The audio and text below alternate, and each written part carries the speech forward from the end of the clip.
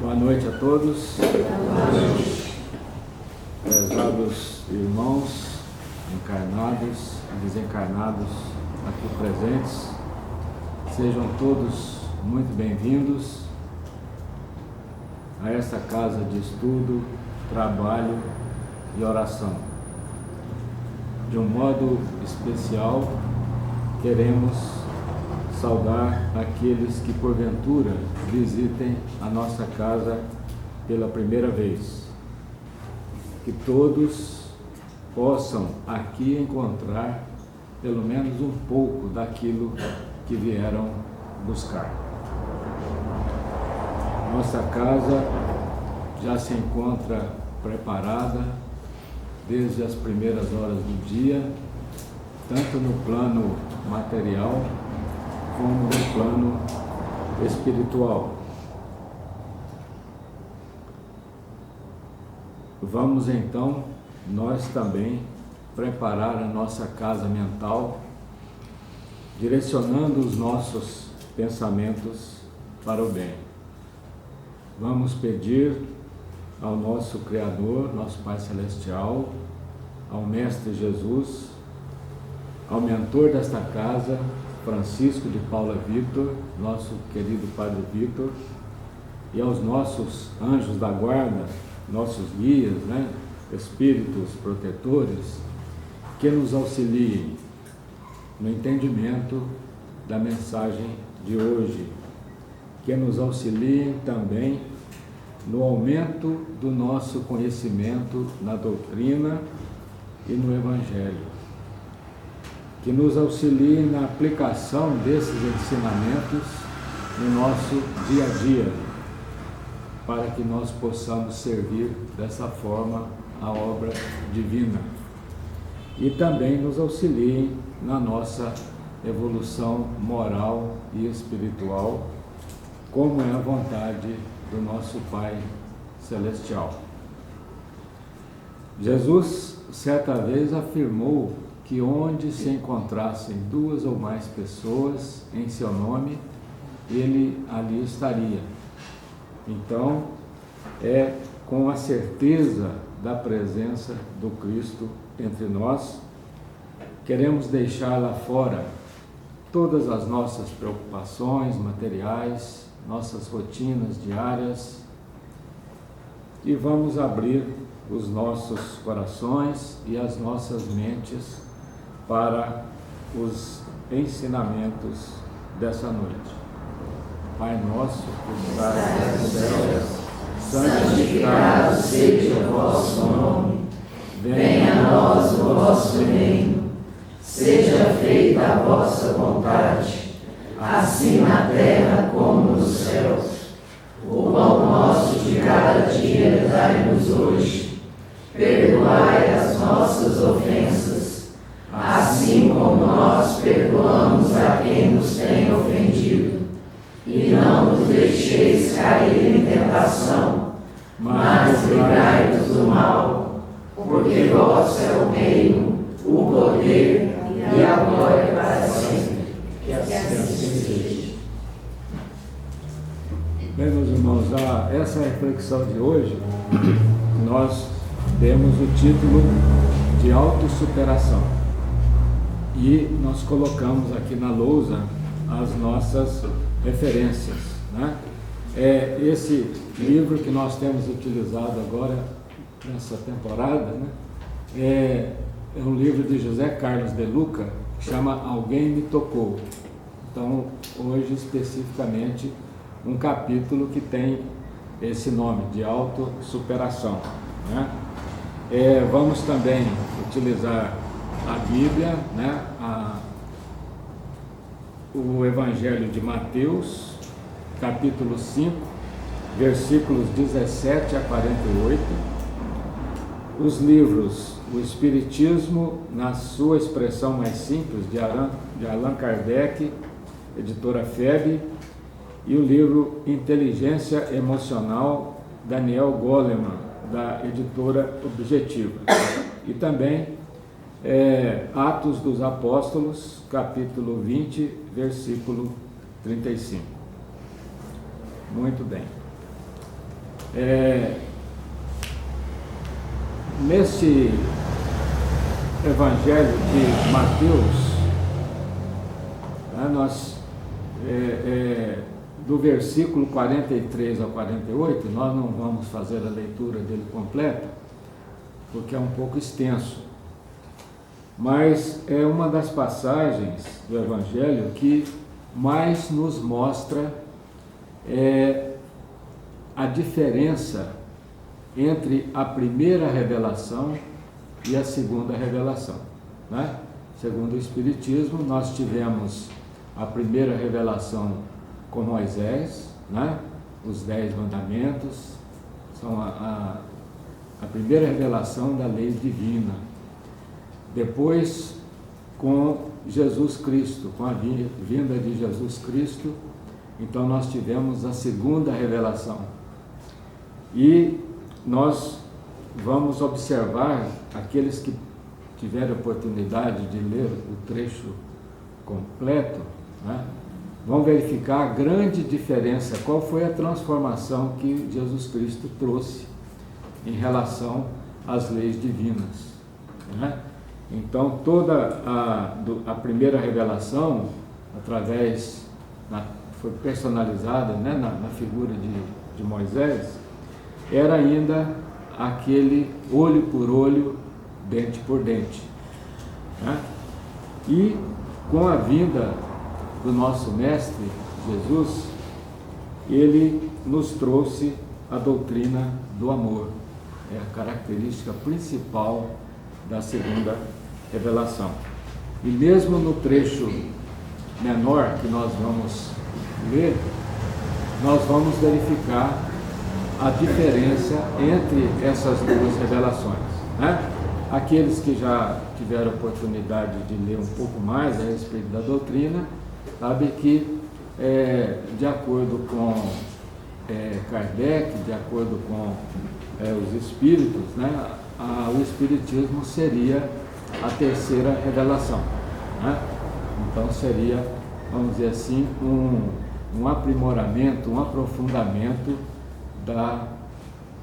das leis divinas, né? Então nós tivemos 3 revelações, são essas 3, mas entre a primeira, né, a lei de Moisés, vamos dizer assim, e a doutrina pregada pelo Cristo, nós temos uma diferença muito, muito grande, né?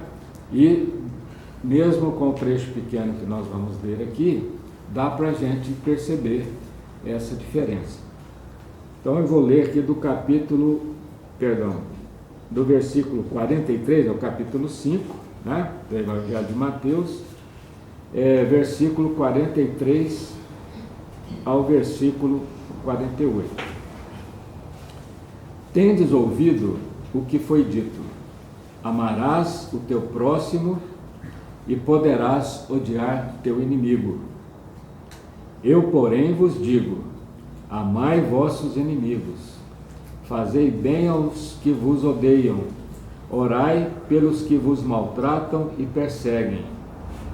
Deste modo sereis os filhos de vosso Pai do céu, pois ele faz nascer o sol tanto sobre os maus como sobre os bons, e faz chover sobre os justos e sobre os injustos.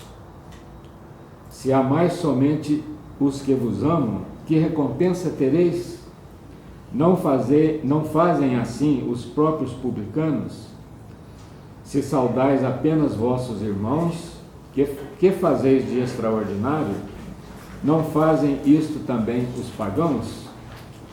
Portanto, e esse é o fechamento, né, desse capítulo, em que Jesus diz o seguinte: portanto, sede perfeitos, assim como vosso Pai Celeste é perfeito. Quando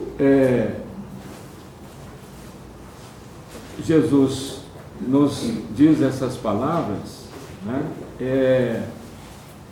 ele esclarece para nós qual é a nossa missão de vida, qual é a nossa missão aqui no planeta Terra, né? é a busca da perfeição. Então, segundo o Espiritismo, Deus criou todos os espíritos simples e ignorantes. E à medida que nós vamos vivendo nossas reencarnações, nós vamos aprendendo, vamos nos aprimorando, vamos nos elevando, né? Sempre em busca da perfeição, que é o que Deus espera de cada um de nós. Então, quando o mestre afirma, né, para sermos perfeitos, aí já está implícita uma ideia de que nós ainda não alcançamos esse estágio. Nós ainda estamos bastante distantes da perfeição, né? Talvez isso seja óbvio para a maioria, né, ou para muitos. No entanto, ainda uma grande maioria das pessoas, né, se acha um tanto ainda acomodada consigo mesmo, completamente desinteressada em seu próprio aprimoramento. Ora, a busca da perfeição, ela se confunde com a busca da própria felicidade. Por quê? Quanto mais virtudes nós adquirimos, mais próximos nós estaremos da felicidade. Por outro lado, né, quanto mais imperfeições nós vamos acumulando, mais distantes da felicidade nós ficaremos. E Kardec, nesse livro, O Espiritismo, na sua expressão mais simples, ele ainda acrescenta o seguinte: quanto mais imperfeições nós acumulamos, maior será a soma de problemas que teremos de enfrentar, né? Então nós sabemos que nós colhemos o que nós plantamos, né? Então, quanto mais imperfeições nós formos acumulando, né, maiores problemas de toda sorte nós vamos enfrentar. Agora, para nós nos distanciarmos então do sofrimento, né, nós precisamos do nosso burilamento, né, quer dizer, do burilamento da lapidação de nós mesmos. Então, assim como o diamante, né, extraído, uma pedra bruta, precisa ser lapidado, assim também nós que somos pedras preciosas criadas por Deus, também precisamos de lapidar os nossos conhecimentos e os nossos sentimentos. E é por isso que Jesus nos pede, né, para que busquemos a perfeição, que nada mais é do que essa lapidação do ser divino que habita dentro de nós. Essa lapidação, o que ela realiza em cada um de nós? Elimina, da mesma forma que no mineral bruto, né? Ela elimina a sujeira do orgulho, remove os cascalhos do egoísmo e também limpa os detritos da mágoa, da inveja e também aquilo que é muito comum entre nós ainda, né? Da sensação de nós sermos vítimas do mundo, né? Nós somos perseguidos pelo universo, não é isso? Sempre que a gente sofre alguma coisa, por que só eu? Será que sou eu somente que estou passando por isso, né? Querendo procurar uma explicação. Bom, então quanto mais lapidados, né? Mais nós nos aproximaremos da nossa essência, né? Que é a luz da emanação de Deus, né? Nós somos espíritos que estamos temporariamente num corpo carnal, e não o contrário, um corpo que tem um espírito, né? Isso também o Espiritismo deixa muito claro para nós. Então, este é o caminho da felicidade, é o aprimoramento íntimo que nós devemos buscar, a descoberta das riquezas interiores que nós possuímos, né? E a expansão da nossa luz interior. Lembre-se que Jesus também disse que vós sois luz, vós sois a luz do mundo.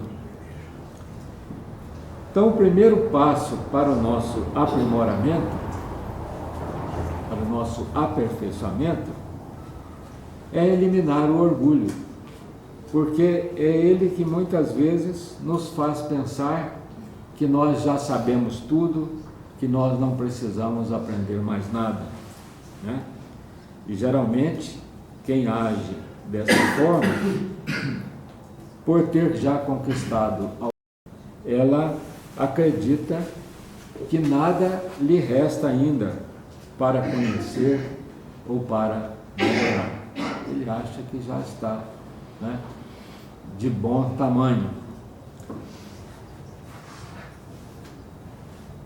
Agora nós observamos pela nossa experiência, né, cada um de nós observando o que acontece com as pessoas, as situações. Quando nós observamos uma empresa, por exemplo, o momento mais crítico de uma empresa é exatamente quando ela chega ao sucesso. Por quê? Porque há uma acomodação, né, de todos, dos proprietários, dos funcionários, né, de todos os colaboradores, e a empresa começa a decair. Isso também vale para a maioria dos nossos relacionamentos, né? O instante mais perigoso de um relacionamento é quando um dos envolvidos, né, seja o cônjuge, o namorado, a namorada, o amigo, quando ele acredita que já conquistou o outro. Aí também acontece o quê? Uma acomodação, nós deixamos de cultivar aquela amizade, de cultivar aquele amor, aquela gratidão, né? E, generalizando então, quem acredita estar no topo da situação, geralmente não está enxergando a realidade tal como ela é. Ela não está enxergando, não está vendo o buraco que às vezes está próximo dos seus pés. Sócrates, né, que foi um filósofo da Grécia Antiga e é considerado o fundador da filosofia ocidental, tem uma frase mais famosa de Sócrates, é aquela: só sei que nada sei, né? E é uma grande verdade que continua de extrema valia até hoje, né? Quem acha que sabe muito, talvez seja o que saiba menos, né? Então, o nosso aprimoramento, meus irmãos, ele deve ocorrer em duas frentes, né? Não só na frente intelectual, ou seja, ligada à razão, mas também do lado emocional, ligado aos sentimentos. É claro que, se a gente for observar bem, né, nessa balança aí, a humanidade ela vem pendendo mais para o lado da razão do que para o lado do sentimento. Nós crescemos, né, a humanidade cresceu consideravelmente no terreno da razão, mas nós ainda somos crianças no campo dos sentimentos e das nossas emoções. Isso quer dizer que Não adianta ao homem conhecer como se chega à Lua se ele não consegue sequer saber como chegar ao seu coração. Não é isso? Do ponto de vista intelectual, nós temos que admitir que a ciência, por exemplo, o conhecimento, né, ele cresce e se multiplica com uma velocidade espantosa, muito grande. Eu observo, né, que talvez a maioria de nós, isso aconteceu comigo, né, se nós formos aqueles que já estão um pouco distantes da sua formação, né, inicial, já estão um pouco mais avançados na idade, né, percebem isso com mais clareza, né? Se nós formos exercer a nossa profissão ao longo de alguns anos somente com o conhecimento que nós adquirimos na faculdade, que nós adquirimos nos nossos estudos, né, nós não vamos conseguir acompanhar a evolução da ciência, né, e nós não seremos bons profissionais, não é isso? Então, se não fosse a constante reciclagem, o estudo constante, pensa bem, de um médico, né, com os avanços que nós temos hoje na medicina, ele não conseguiria acompanhar, não conseguiria tratar adequadamente os seus clientes. E isso vale para todas as profissões, né, de uma maneira em geral. Agora, no campo das emoções ocorre o mesmo fenômeno, né? Isso não é válido só para a carreira profissional. Não basta que nós tenhamos uma boa inteligência racional se nossas emoções estão desequilibradas. E como é que esse desequilíbrio ocorre? O que causa esse desequilíbrio? Normalmente, eles são resultantes de um egoísmo desenfreado que nos torna mais agressivos, intolerantes, individualistas e sem nenhum respeito pelo próximo, né? E conquistar alguma coisa a qualquer custo vale a pena? É claro que não, né? Então nós temos que ter exatamente esse equilíbrio das nossas emoções. A ausência de emoções e sentimentos nobres e sadios coloca em risco, então, não apenas as nossas vidas profissionais, a nossa carreira, mas também todos os relacionamentos. Porque ninguém suporta viver ao lado de uma pessoa de péssimo gênio. Então nós temos que exercer um controle, né, sobre essas nossas emoções. Observem uma coisa interessante. Eu citei aqui um livro do Daniel Goleman, é um psicólogo, jornalista científico contemporâneo, né, ele ainda é vivo, americano. Ele é considerado o pai da inteligência emocional. E talvez seja um dos mais renomados psicólogos da atualidade. Ele esclarece que essas pessoas, né, que são chamadas de emocionalmente inteligentes, elas precisam desenvolver, isso é científico, né? Por enquanto nós estamos na razão ainda.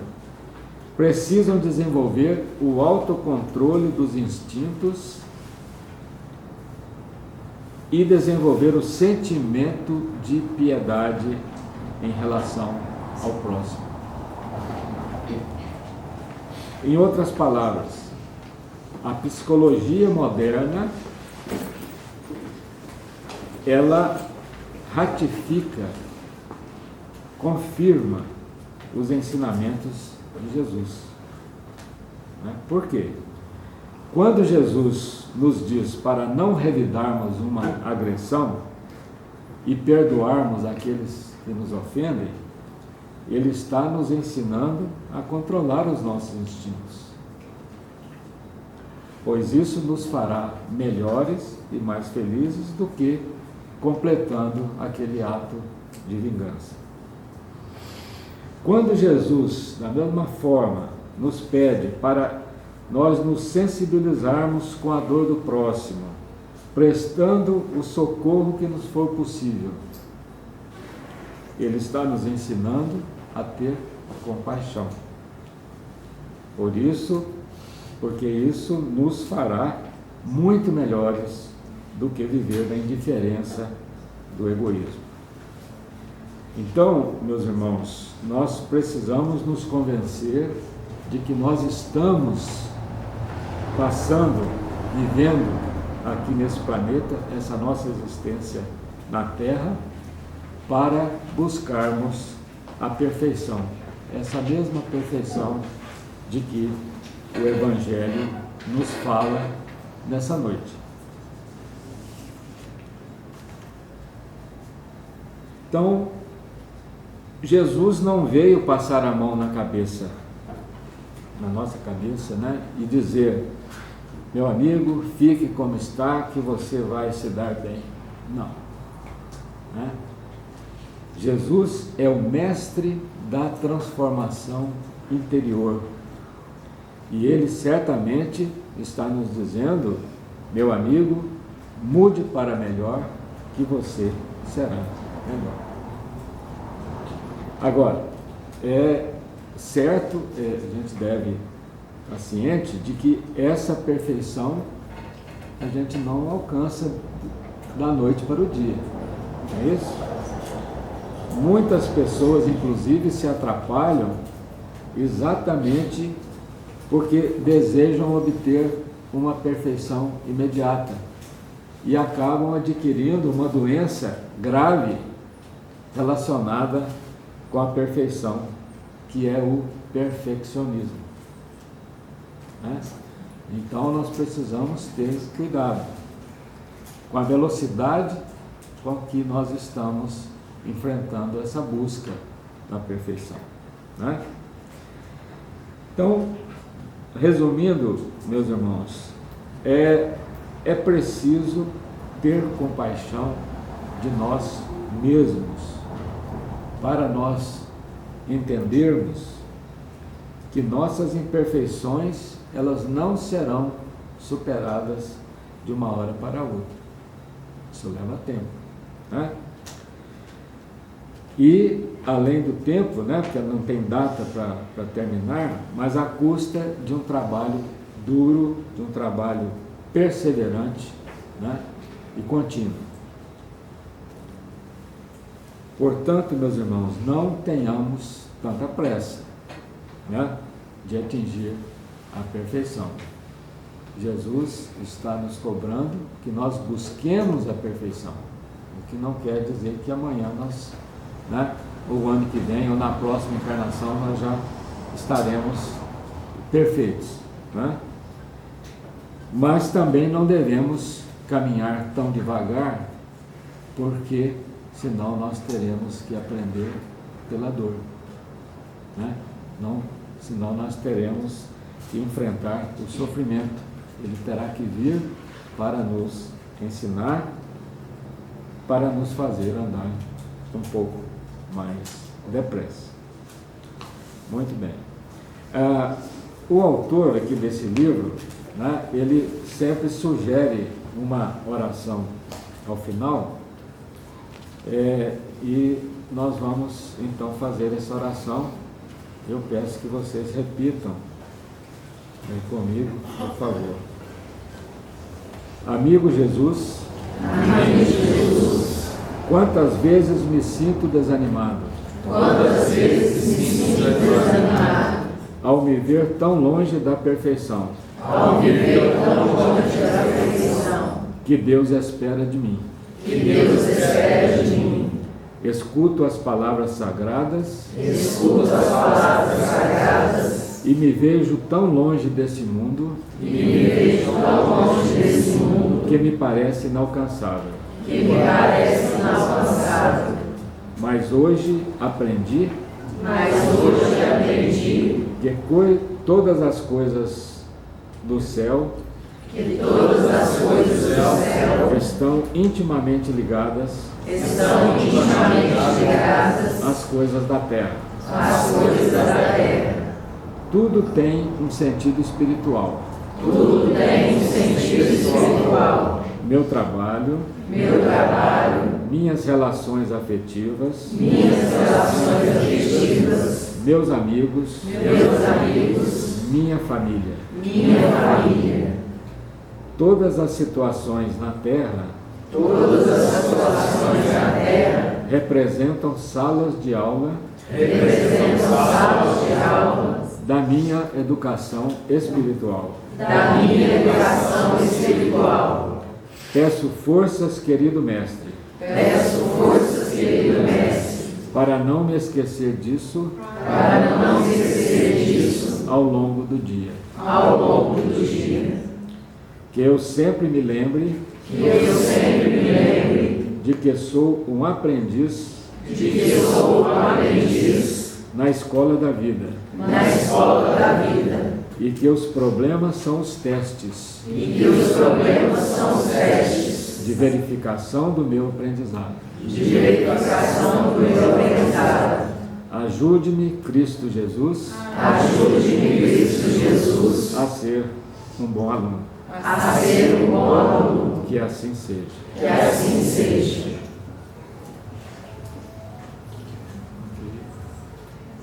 Tem algum aviso? Só vamos pedir que todos permaneçam em silêncio, né, como estão até agora, para que facilitem e auxiliem o trabalho na cabine de paz. Uma boa noite a todos.